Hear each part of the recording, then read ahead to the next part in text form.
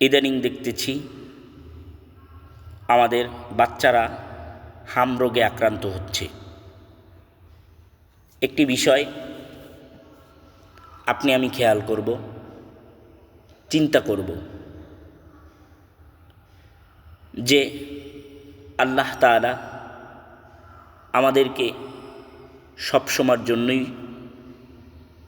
পরীক্ষা করেন।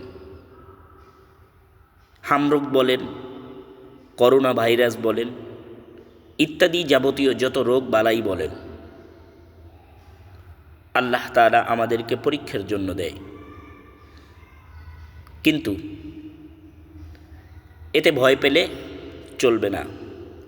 আমাদের সঠিক চিকিৎসা গ্রহণ করতে হবে, যথাযথ আল্লাহর বিধান, সরকারি আইন মানতে হবে, বাচ্চাদেরকে বেশি বেশি খেয়াল রাখতে হবে, যত্ন নিতে হবে, পয় পরিষ্কার রাখতে হবে, বাচ্চাদেরকে টাইম টু টাইম খাবার খাওয়াতে হবে, প্রতিদিন গোসল করাইতে হবে, বাচ্চাদের অপরিষ্কার যে